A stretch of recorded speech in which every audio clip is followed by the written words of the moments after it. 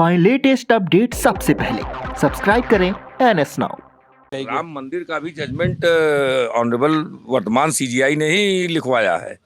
उस बेंच में थे, उस समय सीजीआई रंजन गोगोई साहब थे, लेकिन उस जजमेंट को लिखाने वाले वर्तमान सीजीआई DY चंचूड़ साहब ही थे।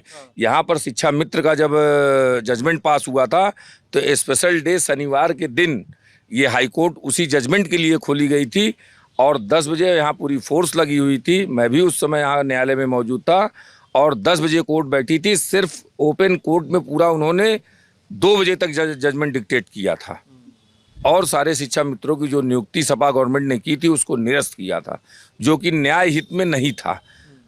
ठीक है, कानून, मैंने कहा ना, कानून अपनी जगह है, कानून से ऊपर मनुष्य है, मनुष्य ही कानून बनाता है। तो आपको ये सोचना चाहिए था कि 1,75,000 को जिनको रोटी दिया सरकार ने, उस रोटी को आप जो है छीन रहे हैं। इस पे भी आपको, इस पहलू पे भी विचार करना चाहिए, जो कि ये भी आर्गुमेंट का पार्ट था।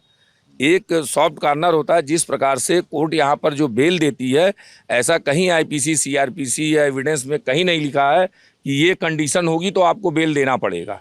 बेल एक जज की इनहेरेंट पावर है, वो एक मर्सी है। जज चाहे तो किसी केस में बेल दे, चाहे तो न दे।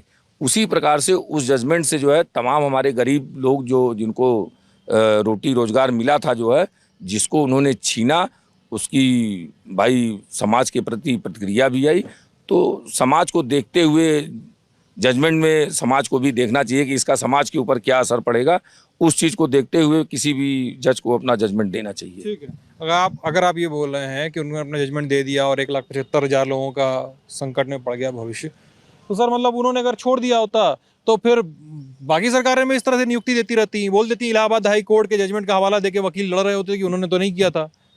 यही ना होता फिर। सारी सरकारें इस तरह की गलती से गलत फलत भर्तियां करती रहती और हाईकोर्ट के जब भी केस जाता तो हाईकोर्ट के डिसीजन का हवाला देती कि साहब देखिए इन्होंने भी नहीं कैंसिल किया था, आप कैसे कैंसिल कर रहे हैं।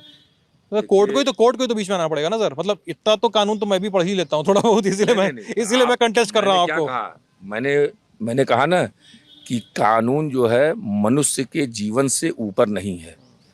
पहले मनुष्य का जीवन है, उसके बाद वही लॉ बनाता है। तो किसी भी जजमेंट को करने से पहले किसी भी जज को जो उस कुर्सी पे बैठा है उसको ये सोचना चाहिए कि इस जजमेंट का समाज के ऊपर क्या प्रभाव पड़ेगा। तो वहाँ पर जो है समाज ऊपर आ जाता है, कानून पीछे हो जाता है। अकॉर्डिंग टू लॉ उन्होंने जजमेंट सही पास किया, जो लॉ कहता है उसके अनुसार सही पास किया।